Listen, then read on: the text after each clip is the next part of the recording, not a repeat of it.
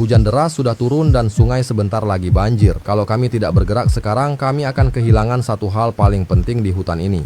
Air bersih.